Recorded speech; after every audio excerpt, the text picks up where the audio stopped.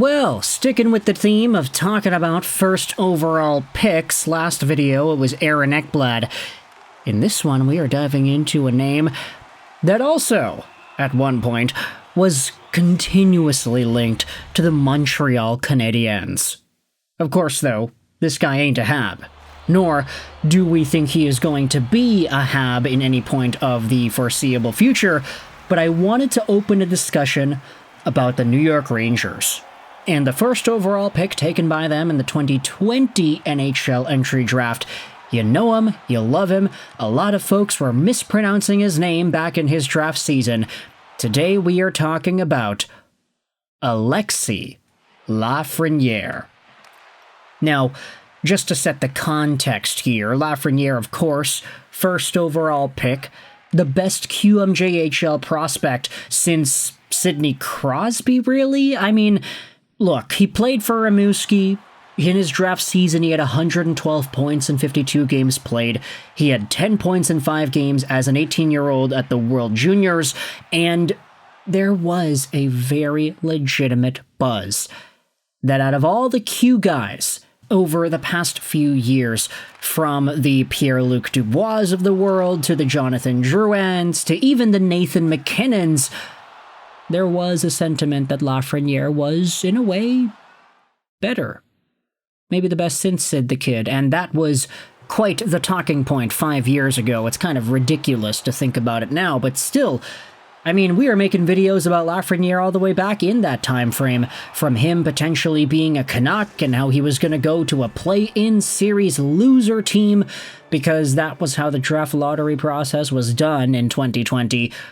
But in this video, I wanted to refer to the New York Rangers subreddit, because after Lafreniere posted up this season, where he had 45 points in 82 games played, a decline from the 57 points he had in 82 games last year, as well as the 14 points he had in 16 playoff games for the Rangers in 2024, Lafreniere is in a pretty tough spot. He's making $7.45 million a year till the end of 2032, and as a 23-year-old guy, you can definitely say there is more to give out of Laf. It just doesn't bode well when you acknowledge that his point production has declined from 22 to 23, and now he's in a spot where it doesn't really seem likely that he hits the highs that folks were expecting him to hit back when he was draft eligible. Could this guy be that Sidney Crosby, Rimouski, absolute dominant legend to have been drafted out of the queue and have an immediate NHL impact? Well, he had some impact. Not the same as Sid the Kid. He's not going out there getting 120 points anytime soon, but still, could there be a career carved out for Lafreniere that we can be proud of? Let's go over onto the Rangers subreddit and read this post made by NyFan7. Why hasn't Lafreniere lived up to being the #1 pick? Anyone thought he was a generational talent? One of the top comments goes out there and says that I don't think Lafreniere was ever considered generational. That term should be reserved for players like Mario, Crosby, McDavid. I think the reason people said that was because he played on the same team as Crosby in his QMJHL days. Now, fair argument, right? But that doesn't tell the whole story. In fact, Breadman10, very obvious Rangers fan username, does articulate enough that I think we need to dive into here. He says that Lafreniere won the CHL Player of the Year twice. The last guy to do that was Crosby. Lafreniere was very much hyped up since he was 15 as the first overall pick. He absolutely had the hype of a generational left wing.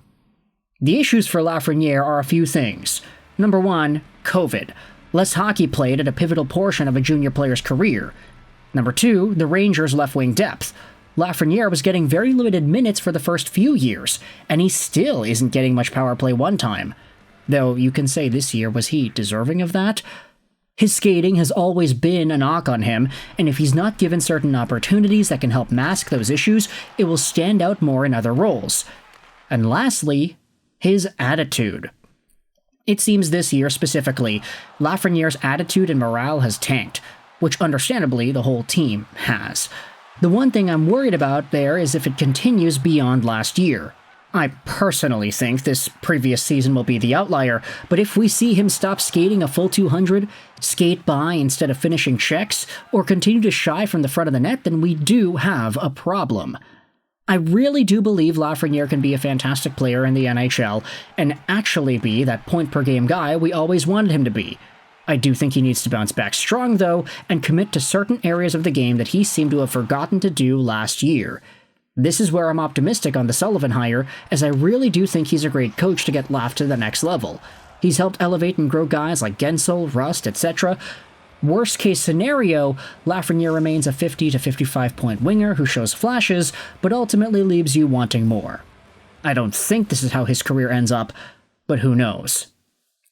Yeah, I think this is spot on. To add on, when things were going great in 2024, we saw Lafreniere make a lot of plays defensively, breaking up passes and backchecking well. That disappeared this year. The coaches have done him no favors, and I think that if he was more empowered like he was last year, we would have a much better Laf. I agree with his skating too. He never improved it much until last year, it feels. The thing about Lafreniere and his skating was, it was never a strong suit, that is true. But the reason Lafreniere still went first overall and he was touted as the consensus first overall pick in 2020 was because he didn't play a game that relied too much on high pace, flashy footwork, and mobility. He was so smart, so cerebral, so methodical, that he would have the puck on his stick, rove around with the open space that he is given, and then all of a sudden, boom, he makes a pass and it's in the back of the net. Like, he was so smart at just reading the game and reacting to everybody on the ice around him that this was a guy that had such a transcendent level of control on the ice and on the plays that were made that it was kind of like, yeah, this guy's a wizard. This guy's the first overall consensus pick. There was nobody that was doubting that. And even if he improves his skating just a little bit, he's already displayed the awareness and the processing power to have such an effective NHL-capable game that it's why he was ranked first and drafted first. Unfortunately, though, he hasn't fully been able to capitalize on that hockey-thinking brain of his to transcend NHL levels of play either. He hasn't been able to totally dominate offensive shifts and create plays out of nothing like he did in the Q. And there have been a lot of other things he's had to force himself to work on, like defensive maneuvering and just trying to get that footwork a little bit higher up there. It hasn't been the smoothest sailing ride for Lafreniere, but this was a guy whose overall potential and hype heading into 2020's draft was seen by many as justifiable. To end off this video, I wanted to talk about one more comment here. Breadman10 says that Lafreniere did have more hype than Nathan MacKinnon. MacKinnon wasn't even consensus number 1 overall. Seth Jones and Drouin also had a lot of stock for the first pick in that draft in 2013. Also, it's funny that you mentioned MacKinnon, who didn't become that guy until his 5th season. There were rumors of Colorado looking to trade him early in his career. Matthews, Bedard, and McDavid are the only recent guys I would say had more hype than Lafreniere. You could make the argument for Dahlin and Hughes as well. I'd say they were pretty much early in their junior careers hyped up as the guy. So with that in mind, I want you to let me know your thoughts in the comment section below. How do you feel about Alexis Lafreniere and the potential of him becoming the version of Laf we thought was possible for him to become in 2020? What are your thoughts on the way his career has progressed so far? And do you think that the best is yet to come for Laf, since he is only 23 years old? Let me know in the comment section all your opinions. I hope you enjoyed this video. And bye.